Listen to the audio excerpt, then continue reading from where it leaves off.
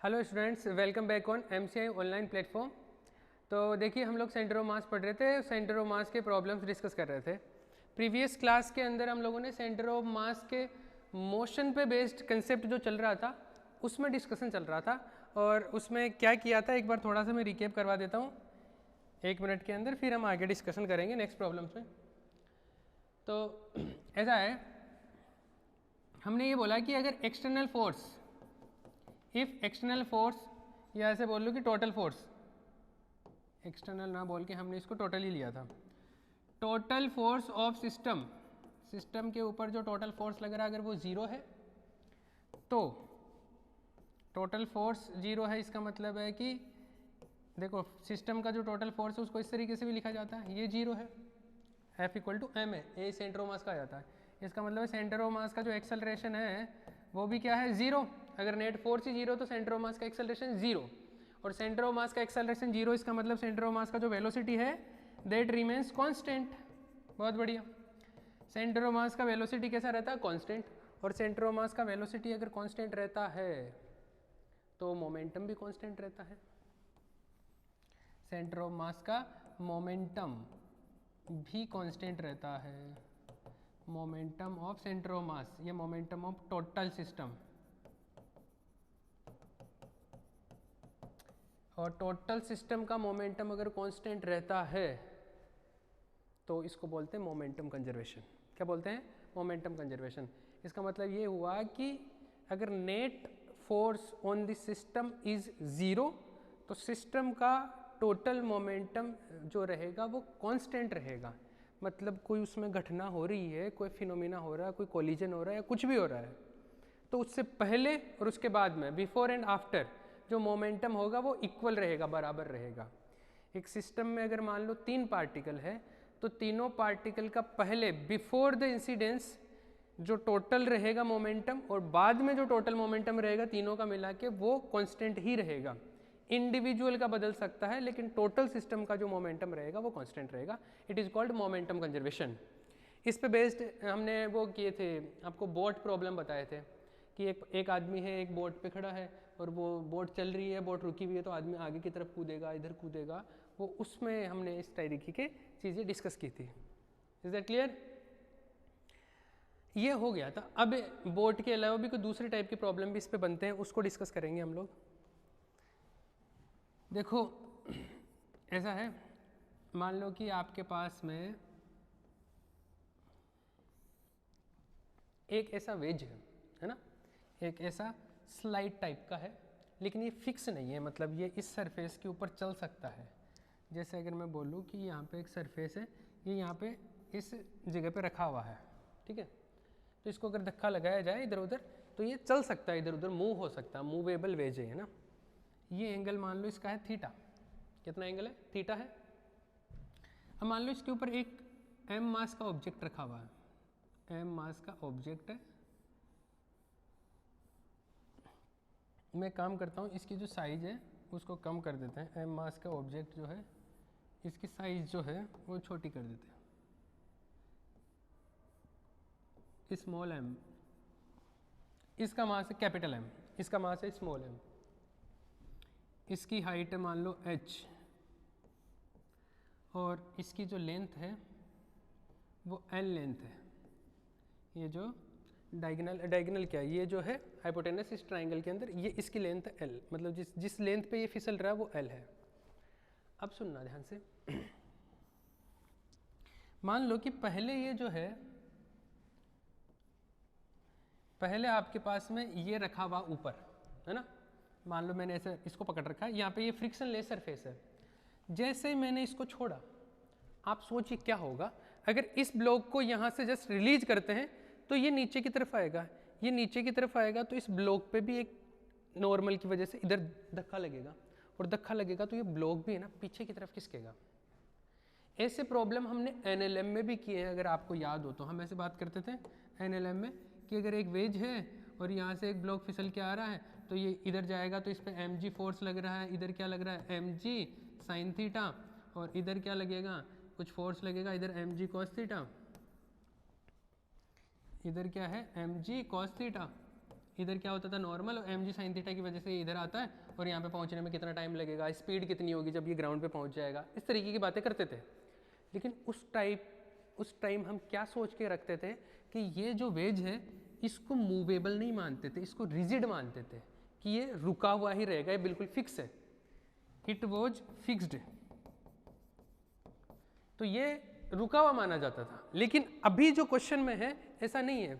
Question में ऐसा है कि ये जब नीचे की तरफ फिसलेगा तो क्योंकि वेज पे भी तो एक नॉर्मल लगता है ना, इधर वेज पे भी तो एक नॉर्मल फोर्स लगेगा इस तरफ, ये ब्लॉक पे नॉर्मल ऊपर की तरफ होगा लेकिन वेज पे भी लगेगा, उस नॉर्मल की वजह से ये जो ब्लॉक है ये भी पीछे की तरफ खिसकेगा, तो ये ब्लॉक कितना पीछे आ जाएगा और ये कहाँ पे क्या होगा इसके बारे में बात करनी है।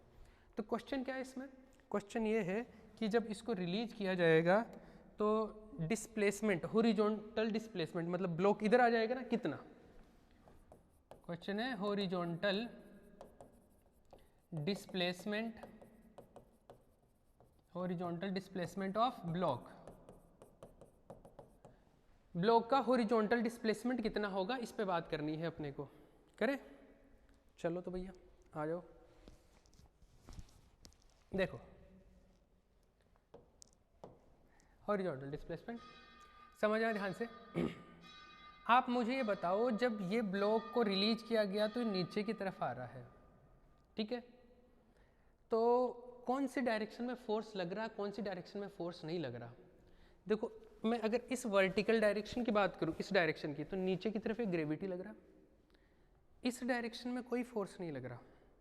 हाँ आप कंपोनेंट लेके देखोगे तो नेट फोर्स 0 हो जाएगा इस डायरेक्शन में, हॉरिजॉन्टल में कोई फोर्स नहीं लग रहा।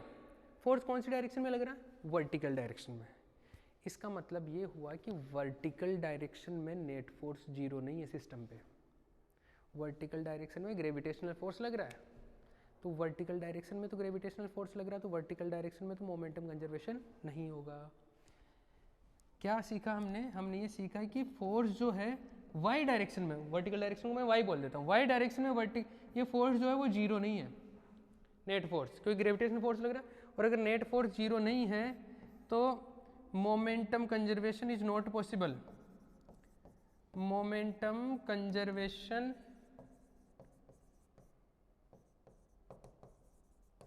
इज नॉट पॉसिबल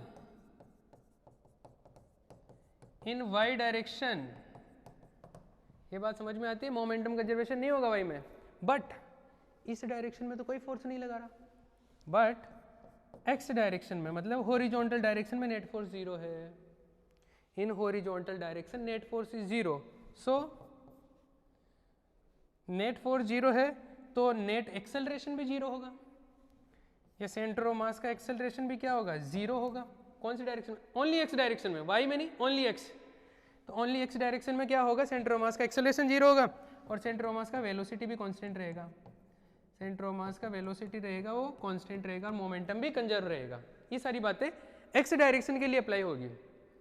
आप बोट वाले प्रॉब्लम याद करो, बोट वाले प्रॉब्लम में हम हॉरिजॉन्टल में करते थे, यहाँ पे भी, यहाँ पे क्योंकि मोशन दोनों में हो रहा है तो हम लोग इसमें दोनों एक्स और वाई की ना बात करके कंजर्वेशन के जो लॉज है वो कौन से में अप्लाई करेंगे, हॉरिजॉन्टल में। तो आप ये समझ लो हॉरिजॉन्टल डायरेक्शन में क्या हो रहा है, वेलोसिटी कांस्टेंट रहेगा, मोमेंटम भी कांस्टेंट रहेगा, मोमेंटम कंजर्व रहेगा। ओके, इतनी बात समझ में आ गई। चलिए, तो अगर हॉरिजॉन्टल डायरेक्शन में मोमेंटम कंजर्व रहेगा तो क्या होगा, तो होगा ये कि जो सेंटर ऑफ मास है, इसको कॉपी कर लेना इधर से, सेंटर ऑफ मास है, क्योंकि सेंटर ऑफ मास का जो वेलोसिटी है एक्स डायरेक्शन में, कौन सी डायरेक्शन में, एक्स डायरेक्शन में, वो कांस्टेंट रहेगा। इसका मतलब पहले सेंटर ऑफ मास का जो वेलोसिटी था एक्स डायरेक्शन में, सेंटर ऑफ मास का वेलोसिटी एक्स डायरेक्शन में अब भी उतना ही रहेगा। तो पहले कितना था सेंटर ऑफ मास का एक्स डायरेक्शन में वेलोसिटी, क्योंकि पहले ब्लॉक रुका हुआ था, वेज भी रुका हुआ था, तो इसका जो सेंटर ऑफ मास है मान लो कहीं ना कहीं यहाँ पे होगा, ऐसे मान लेते हैं। तो सेंटर ऑफ मास यहाँ पे है अगर, तो सेंटर ऑफ मास पहले रुका हुआ था, पहले रेस्ट पे था, पहले वेलोसिटी 0 था, तो सेंटर ऑफ मास का वेलोसिटी तो बदलने वाला है नहीं, सेंटर ऑफ मास का वेलोसिटी अब भी क्या रहेगा, 0। इसका मतलब सेंटर ऑफ मास तो मूव ही नहीं करेगा, सेंटर ऑफ मास मूव नहीं करेगा। इसका मतलब ये है कि सेंटर ऑफ मास का जो एक्स कॉम्पोनेंट है, सेंटर ऑफ मास की वेलोसिटी का जो एक्स कॉम्पोनेंट है, जिसको अगर मैं ऐसे बोलूँ m1 x1 plus m2 x2, देखो वेलोसिटी यही होती है ना, यही होती है, अगर मैं सेंटर ऑफ मास की ओनली एक्स कंपोनेंट की बात करूँ, सेंटर ऑफ मास की वेलोसिटी के एक्स कंपोनेंट की, तो एक्स कंपोनेंट ये होगा। तो हमको पता है कि हॉरिजॉन्टल डायरेक्शन में मतलब एक्स डायरेक्शन में वेलोसिटी चेंज नहीं होगी, पहले जीरो थी तो अब भी कितनी जीरो। इसका मतलब ये टर्म जो है वो जीरो रहेगा, ये टर्म क्या होगा जीरो। सेंटर ऑफ मास की एक्स डायरेक्शन के अलोंग वेलोसिटी क्या रहेगी जीरो, जीरो रहेगी। तो ये इससे मल्टीप्लाई होगा तो ये भी जीरो हो जाएगा। तो क्या बचा अपने पास m1 x1 plus m2 x2, यही होगा। ये आपको याद हो तो हम इसमें ऐसे करते थे, डिफरेंशिएशन कर देते तो m1 delta x1 plus m2 delta x2। ये पहले हमने इस टाइप के क्वेश्चंस किए हैं, आपको याद होगा। इसमें मतलब पहला पार्टिकल उसकी जो पोजीशन उसका एक्स कोऑर्डिनेट उसमें कितना चेंज है, प्लस m2 सेकंड पार्टिकल की पोजीशन में कितना चेंज है वो, ठीक है। अब देखिए तो ये फॉर्मूला लगाएंगे, मतलब सिंपल बात ये समझ लीजिए, इसमें ये फॉर्मूला एप्लीकेबल होगा, ठीक है। तो क्या हुआ देखो, हमको ये बताना है, इसमें बताना क्या है कि horizontal displacement of block, block नहीं बताना एक्चुअल में, ये किसका वेज का बताना, मैंने गलत लिखा है यहाँ पे, वेज बताना आपको, ठीक है। तो ये वेज है, ये कितना खिसक जाएगा, तो ये ब्लॉक नीचे आएगा तो ये वेज मान लो इधर खिसकेगा, कितना मान लो x खिसक गया, कितना x, ओके। ये ब्लॉक x खिसक गया, तो ब्लॉक का डिस्प्लेसमेंट तो मुझे समझ में आ गया कि ब्लॉक इस तरफ नेगेटिव डायरेक्शन में कितना शिफ्ट हो गया x, ठीक है, ये तो सही है। तो ये वेज तो इतना खिसक गया, ब्लॉक कितना खिसका, मैं ब्लॉक शायद वेज को दो बार अलग अलग गलत बोल दिया, दोबारा से सुन लो। वेज जो है इस तरफ x डिस्टेंस खिसक गया, तो ब्लॉक नीचे कितना खिसक गया, आप ये देखो। तो इसको समझ लो ठीक से, ये ऐसा है, ये ब्लॉक यहाँ से आया यहाँ तक, ठीक है। तो ब्लॉक जब यहाँ से यहाँ आया तो ब्लॉक कितना इस डायरेक्शन में कितना खिसक गया है, l डिस्टेंस, यहाँ से यहाँ कितना खिसक गया l।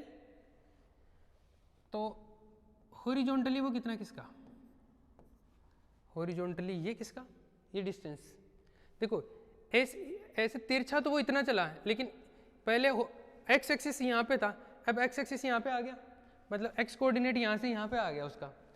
तो जब वो यहाँ से यहाँ आ गया तो उसका जो ये थीटा मान लो, तो वो इतना खिसक गया हॉरिजॉन्टली, मतलब ब्लॉक के रिस्पेक्ट में वो किसका कितना l cos थीटा, ये l ये थीटा, तो ये l cos थीटा खिसक गया, ठीक है। क्योंकि ब्लॉक इधर चल गया x, और ये वेज x इधर चला, ये इधर नीचे खिसक गया, यहाँ तक पहुँच गया, तो ये ब्लॉक के रिस्पेक्ट में l cos थीटा किसका, और ब्लॉक खुद अपने आप में x इधर खिसक गया।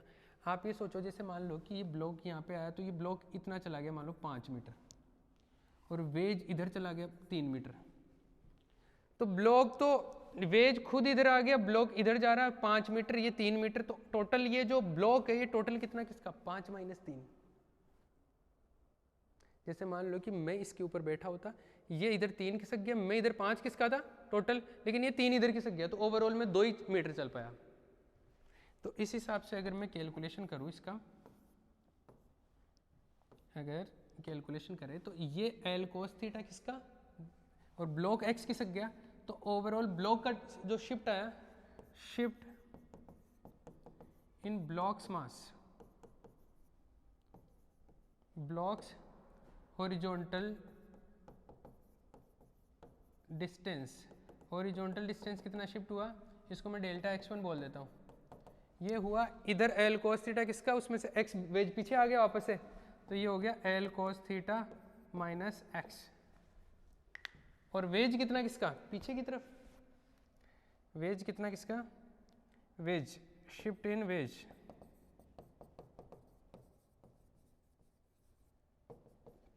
ये डेल्टा x2 ले लेता हूँ इसका, ये पीछे की तरफ किसका माइनस x कर देता हूँ, कितना किसका पीछे की तरफ किसका, तो माइनस x कर दिया इसको, ठीक है।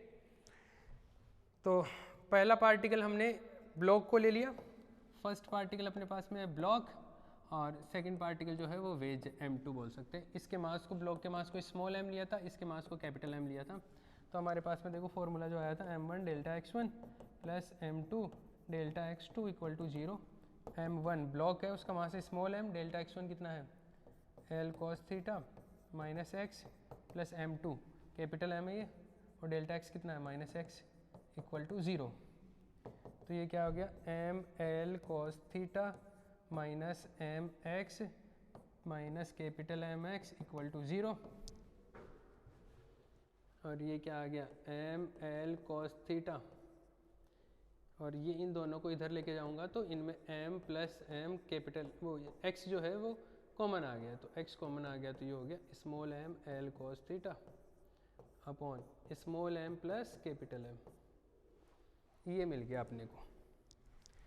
ध्यान से समझ लेना, जब ये नीचे आएगा तो ये ब्लॉक इस वेज के रिस्पेक्ट में तो एल कॉस थीटा किसका, लेकिन जैसे ऐसा हो गया कि आप ब्लॉक जो आप भले ये यहाँ से यहाँ आया आप 5 मीटर खिसक के आ गए, लेकिन ये ब्लॉक ओवरऑल इतना खिसक गया तो आप 5 मीटर खिसके तो सही, लेकिन ओवरऑल आप 5 मीटर नहीं खिसके।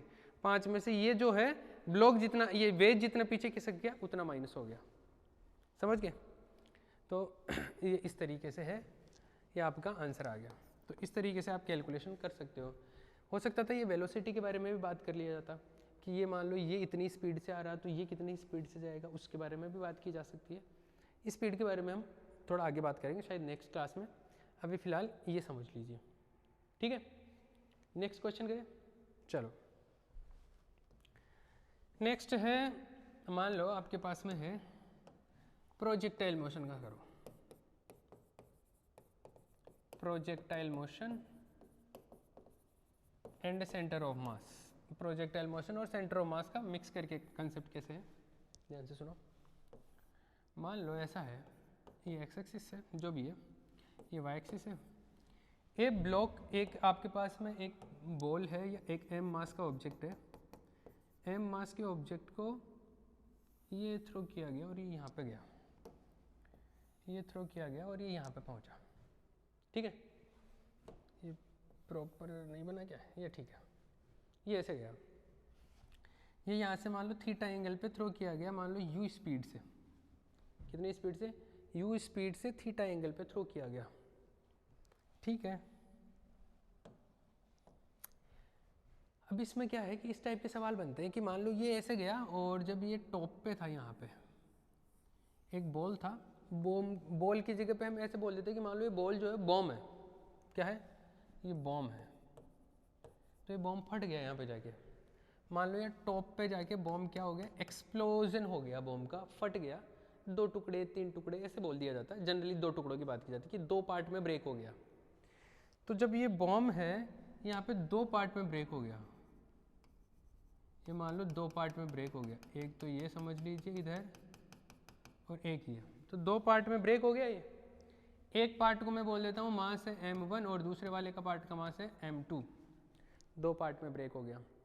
तो एक पार्ट है ना, एक पार्ट तो यहीं पे रुक जाता है, रुकने का मतलब है वो रुक गया तो ऐसे तो है नहीं कि हवा में रुक जाएगा, रुक गया तो इसका स्पीड 0 हो गया तो ये नीचे ग्रेविटी की वजह से नीचे आएगा।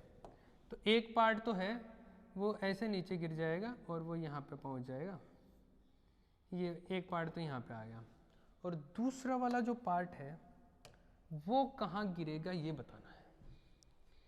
फर्स्ट पार्ट 2 पार्ट्स में ब्रेक हुआ, एक पार्ट यहाँ पे गिर गया, दूसरा पार्ट कहाँ पे पहुँचेगा ये बताना है अपने को।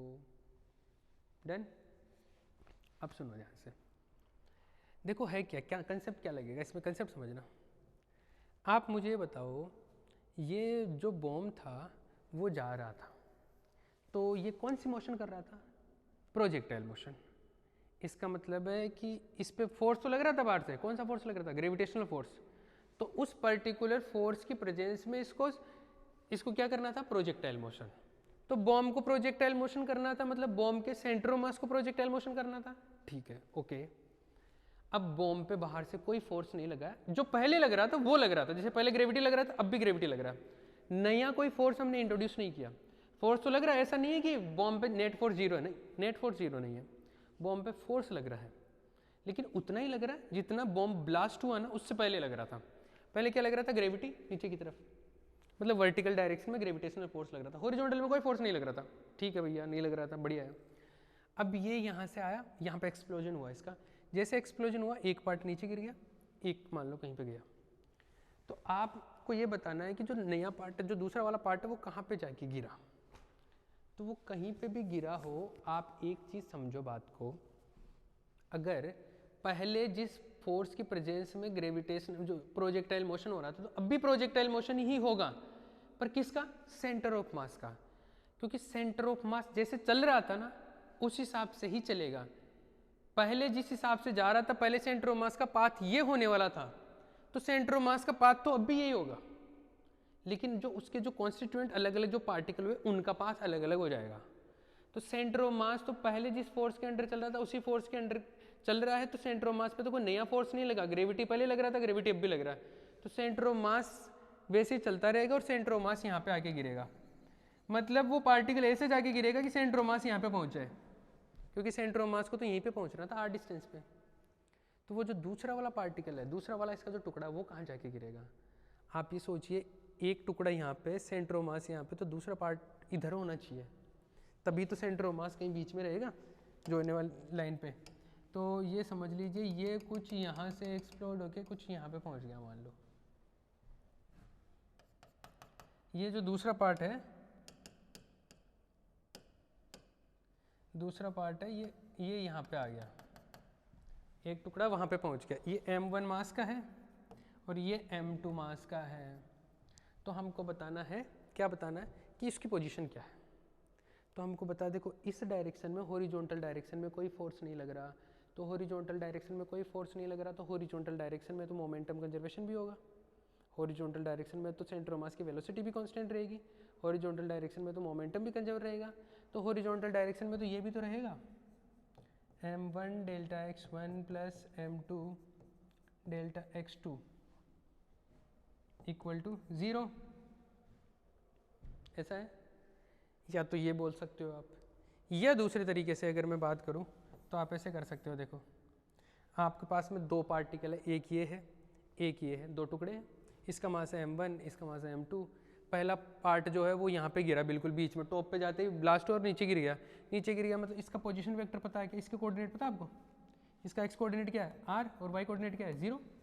सिंपल। अच्छा, x कोऑर्डिनेट r नहीं है, देखो ये टोटल क्या है? रेंज है क्या? ये क्या हो गया? रेंज का आधा, तो ये r नहीं है, क्या है? r का हाफ, तो ये क्या मिला? r/2, 0, ये कोऑर्डिनेट इसके। और सेंटर ऑफ मास के कोऑर्डिनेट क्या है? सेंटर ऑफ मास तो वहीं पे जाके गिरेगा, वहीं पे, मतलब यहाँ से r डिस्टेंस है ये, तो इसके कोऑर्डिनेट हो गए r, 0, ठीक है। और m2 के कोऑर्डिनेट क्या हुए? m2 के, इसके कोऑर्डिनेट क्या हुए?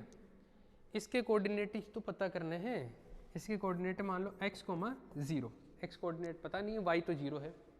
तो हम देखो यहाँ से इसके कोऑर्डिनेट पता है, इसके कोऑर्डिनेट पता है, उसके कोऑर्डिनेट पता करने हैं। तो अपने को पता है सेंटर ऑफ मास का एक फॉर्मूला जो होता है वो क्या फॉर्मूला होता है, ध्यान से समझो। सेंटर ऑफ मास का ऐसा होता है XCOM equal to m1 x1 plus m2 x2 upon m1 plus m2, ठीक है। m1 मान लो इस पार्टिकल को आपने 1 बोला, तो इसका मास हो गया m1 और इसका x कोऑर्डिनेट क्या हो गया? r/2 प्लस m2 ये दूसरा वाला है और उसका x कोऑर्डिनेट पता करना है, वो x है, upon total mass m1 plus m2, m1 plus m2 क्या है? टोटल मास m हो गया। और XCOM सेंटर ऑफ मास का x कोऑर्डिनेट ये यहाँ से r, ये पता है आपको, ये लो x पता कर लेना, इससे मल्टीप्लाई कर लो, mr equal to m1 r upon 2 plus m2 x, तो x पता करना है, इसको इधर भेज दो, तो ये हो गया mr minus m1 r/2 equal to m2 x। यहाँ से x की वैल्यू मिल जाएगी आपको, m2 को इधर भेज देंगे तो क्या मिल जाएगा आपको? जैसे m2 को इधर भेजा तो ये दोनों में डिवाइड हो गया, तो ये हो गया m upon m2 r minus m1 r upon 2 m2, ये मिल गया x कोऑर्डिनेट। तो इस तरीके से पता किया जा सकता है, क्योंकि इसमें हॉरिजॉन्टल डायरेक्शन में कोई भी फोर्स नहीं लग रहा था, हॉरिजॉन्टल डायरेक्शन में नेट फोर्स 0 था, तो हॉरिजॉन्टल डायरेक्शन के अलोंग उसका जो मोमेंटम कंजर्वेशन है वो भी रहेगा, और हॉरिजॉन्टल डायरेक्शन में हम लोग क्या कर सकते हैं? कंजर्वेशन प्रॉपर्टीज लगा सकते हैं, मतलब velocity of centre of mass भी कांस्टेंट रहेगा। तो centre of mass horizontal direction में चेंज नहीं होगा, तो हॉरिजॉन्टली ये इतनी दूर जाके गिरेगा सेंटर ऑफ मास यहीं पे आके गिरेगा। समझ गया? मैं दूसरा क्वेश्चन करवाता हूँ थोड़ा वैल्यू लेके। जैसे मान लो इसी टाइप का एक्सप्लोजन का ही समझ लीजिए कि एक बॉम्ब है, वो ऐसे गया यहाँ पे इसका मास है 4 किलो। बॉम्ब कितने किलो का है? 4 किलो का बॉम्ब है। ओके, और ये ऐसे गया उड़ के, ठीक है, उड़ के गया। तो आप एक बात समझिए इसका, मान लो 45 डिग्री के एंगल पे गया उड़ के, और 45 डिग्री के एंगल पे गया तो ऐसा है, स्पीड है इसकी 20 मीटर पर सेकेंड। कितनी की स्पीड है? 20 मीटर पर सेकेंड की स्पीड है। आपको क्या बताना है कि ये ऐसे उड़ते हुए गया, यहाँ पे जाके ब्लास्ट हो गया टॉप पे, एक पार्ट यहाँ पे आके गिर गया, तो दूसरा पार्ट कितनी डिस्टेंस पे जाके गिरेगा? यहाँ पे। तो आपको जो दूसरा पार्ट है, जो दूसरा जो टुकड़ा है इसका, वो उसके कोऑर्डिनेट बताने हैं कि वो कितनी डिस्टेंस पे जाके गिरा, ये बताना अपने को। तो क्या बता सकते हो? चलो बता दीजिए। देखो, और ये बोला गया कि ये जो दो टुकड़ों में ब्रेक हुआ ना, बॉम्ब जो है दो टुकड़ों में ब्रेक हुआ यहाँ से, M1 और M2, और M1 और M2 का जो मास का रेशियो है वो भी आपको मान लो दे रखा है। कितना दे रखा है आपको? 1:3 दे रखा है। तो 1:3 में ब्रेक हो गया भैया। तो 1:3 में ब्रेक हुआ तो कितने कितने में हुआ? 1:3 का मतलब है M1 है 1 kg का, और M2 कितना हो गया? 3 kg का। तो यहाँ से एक चीज़ तो समझ में आ गई कि M1 हो गया 1 kg और M2 कितना हो गया? 3 kg। दोनों के मास आ गए। तो ये इसका मास है 1 kg, ये M1 है, और ये है M2, ये है 3 kg। ठीक है, कोई प्रॉब्लम? ये मैं इसको बोल लूँ ये M2 है, हल्का वाला इधर गिर गया, और भारी वाला जो है ये M2 है, और ये है आपके पास में M1। उल्टा लिख दिया क्या मैंने? M2 है 1 kg, ओके, ये M1 है, एक सेकेंड, ये M2 है, ये M1 है, ठीक है। इसको 1 कर लो, दोबारा लिखते हैं। ये जो है M1 है आपके पास में कितना? 3 kg, और M2 कितना है? 1 kg। ये उल्टा है भैया, ये 1 है और ये है 1, ये 2 है और ये 1 है। तो M2 का मास है 1 kg, M1 का मास है 3 kg, वो वहाँ जाके गिरा, और एक ये है, इसको M2 बोल दिया मैंने। अब आपको इसके कोऑर्डिनेट बताने हैं। तो देखिए सिंपल सी बात है, वही पहले वाला ही। इसके कोऑर्डिनेट क्या हुए? r/2, 0। सेंटर ऑफ मास के कोऑर्डिनेट क्या हो गए? r, 0, और इसके कोऑर्डिनेट क्या हुए? इसका तो बताना x, 0। तो x कोऑर्डिनेट बताना है। अब की बार वैल्यू दी है तो बताओ। देखो ये आपके पास हो गया, क्योंकि वही चीज़ M1 x1 plus M2 x2 upon M1 plus M2, और ये XCUM आ जाएगा। XCUM सेंटर ऑफ मास का x कोऑर्डिनेट कितना? r है, ये हो गया r। M1 कितना है आपके पास में? 3 kg, उसका x कोऑर्डिनेट पता करना है, प्लस M2 कितना है? 1 kg, और इसका x कोऑर्डिनेट क्या है? r/2 अपॉन टोटल मास कितना है? 4, तो ये हो गया 4r। ये है 3x, ये क्या हो गया? r/2। तो ये देखो क्या हो गया, ये r/2 माइनस होगा तो 4r minus r/2 equal to 3x। ये कितना हो गया? 8 minus 7r/2 equal to 3x। ये आया। तो आपके पास में आ गया x इक्वल टू 7r/6, ये मिला आपको। और r का भी वैल्यू पता कर सकते हो आप। r रेंज, प्रोजेक्टाइल मोशन की जो रेंज होती है, वो रेंज क्या होती है? रेंज होती है आपके पास में u² sin 2θ upon g। u², u है 20, तो 20 का हो गया 400, sin 2θ, थीटा 45 है, sin 91 हो गया अपॉन 10, तो ये कितना है? 40। रेंज आपके पास में 40 है, तो आप वैल्यू पुट कर देना 70 × 40/6, जो आएगा आंसर आ जाएगा। ठीक है, करीबन 45 के अराउंड आपको आंसर मिलेगा। तो ये आपका क्वेश्चन हो गया। तो इसमें बॉम्ब एक्सप्लोजन से रिलेटेड इस टाइप के भी क्वेश्चन बनते हैं। एक दूसरा क्वेश्चन और करवाता हूँ, एक बार टाइम देख लेता हूँ कितना बचा है।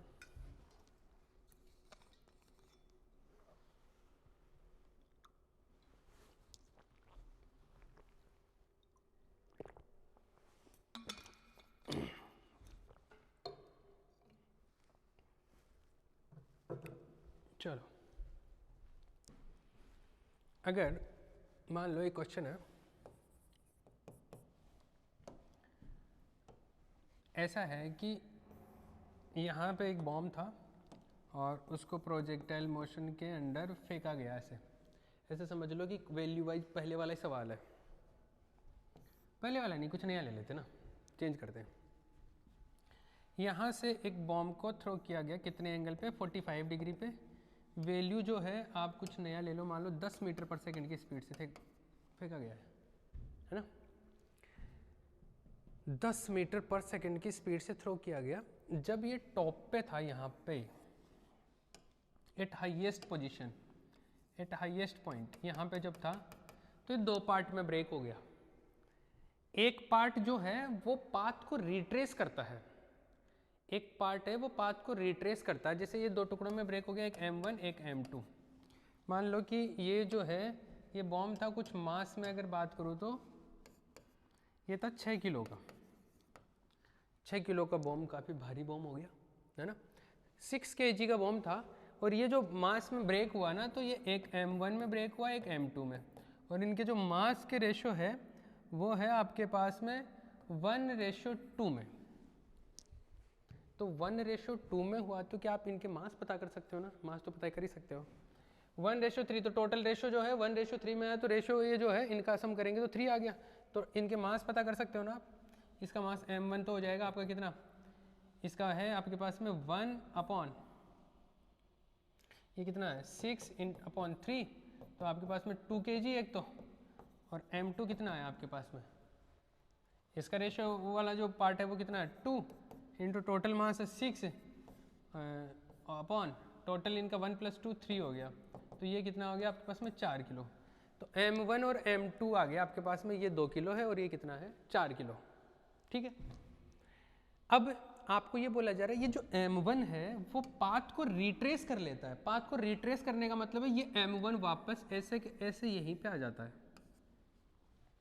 बहुत बढ़िया, मतलब जहाँ से चला था वापस से वहीं पे आ गया। एक टुकड़ा तो इस तरीके से टूटा ये कि एक टुकड़ा यहाँ पे आ गया, तो दूसरा वाला टुकड़ा कहाँ पे जाएगा ये बताना है अपने को। ठीक है, तो मान लो दूसरा वाला टुकड़ा आ गया कुछ यहाँ पे, अपने को थोड़ा ना बताया यहाँ पे आ गया, तो हमको तो ये पता करना है कि जो दूसरा टुकड़ा है उसका पोजीशन बताना है। तो हमको तो वही आता है जो पहले आता था। पहले क्या आता था, हमको ये पता है कि इस डायरेक्शन में कोई फोर्स नहीं लग रहा, तो इस डायरेक्शन में क्या होगा, इस डायरेक्शन के अंदर सेंटर ऑफ मास तो यहीं पे पहुंचेगा। सेंटर ऑफ मास को जहां पहुंचना था, सेंटर ऑफ मास इन दोनों पार्टिकल टूट के बॉम्ब का सेंटर ऑफ मास जो है ना वो ऐसे आएगा। Centre of mass projectile motion करके वहीं पे पहुंचेगा जहां पे बॉम्ब को एक्चुअल में पहुंचना था। तो सेंटर ऑफ मास तो यहीं पे पहुंचेगा। अब जो पार्टिकल एक यहाँ पे पहुंच गया, एक वहाँ पे पहुंच गया, तो M1 तो यहाँ पे आ गया। M1 मतलब कितने किलो वाला, 2 किलो वाला पार्टिकल तो यहाँ पे पहुंच गया। तो 2 किलो वाले पार्टिकल के कोऑर्डिनेट क्या आ गए 0,0, और जो है 4 किलो वाला पार्टिकल वो आ गया यहाँ पे। 4 kg का जो पार्टिकल है वो यहाँ पहुँच गया, 4 kg वाला यहाँ पहुँचा। इसके कोऑर्डिनेट क्या है, इसके कोऑर्डिनेट नहीं पता भैया, इसके कोऑर्डिनेट मान लेते हैं x डिस्टेंस पे चला गया x,0, और सेंटर ऑफ मास के कोऑर्डिनेट क्या है, सेंटर ऑफ मास तो r डिस्टेंस पे, रेंज पे तो r,0, बस तो फिर लगा दो। सेंटर ऑफ मास का पता है, इसका पता है, दूसरे का तो नहीं पता। तो क्या करेंगे, XCOM = M1 x1 + M2 x2 upon M1 + M2। XCOM centre of mass का x कोऑर्डिनेट कितना r, M1 है 1 kg, उसका x कोऑर्डिनेट 0, M2 4 kg, इसका x coordinate x upon total mass 6। ठीक है, इस 6 को इधर मल्टीप्लाई करेंगे तो 6r बराबर में क्या आया, ये तो 0 हो गया, 4x हो गया, तो x = क्या आ गया 3/2r, ये मिला। r क्या है, रेंज पता करो भैया, रेंज पता करो। रेंज क्या होगा, u² sin 2θ upon g। u कितना है, u है आपके पास में कितना, u है 10, तो 10 का स्क्वायर हो गया 100, साइन 2θ मतलब 90 हो गया, थीटा का 45 का, ये g का 10, तो ये 10 से ये तो 1 हो गया, ये हो गया 10। रेंज कितना आ रहा है 10, तो रेंज का यहाँ पे वैल्यू पुट कर दो, तो 3/2 × 10, ये कितना हो गया 5, 3 × 5 15 मीटर, मतलब ये जो दूसरा वाला जो बॉम्ब का पार्ट है वो 15 मीटर की डिस्टेंस पे जाके गिरेगा। Is that clear? ओके भैया, ये अपने को पता चल गया। ठीक है, तो इस तरीके से क्वेश्चन किए जाते हैं। अब इसमें वेलोसिटी के भी क्वेश्चन करवाऊंगा मैं ना, नेक्स्ट क्लास में इस पे वेलोसिटी के क्वेश्चन कराऊंगा कि ये बॉम्ब ब्लास्ट हुआ तो एक टुकड़ा इतनी स्पीड से गया तो दूसरा टुकड़ा कितनी स्पीड से आएगा, इसके ऊपर भी बात करेंगे, पर वो नेक्स्ट क्लास में डिस्कस करेंगे। अभी ये क्लास यहीं पे हम खत्म करते हैं। अब सेंटर ऑफ मास की करीबन 1 घंटे की क्लास और होगी, मतलब छोटी क्लास हुई तो आधे घंटे की या 40-40 मिनट की 2 क्लास हो सकती है, या फिर एक क्लास हुई तो करीबन 1-1.25 घंटे की एक क्लास होगी। तो बस सेंटर ऑफ मास खत्म कर देंगे और फिर उसमें मोमेंट ऑफ इनर्शिया चालू करेंगे हम। ठीक है, ओके, यहीं पे फिनिश करते हैं। Thank you.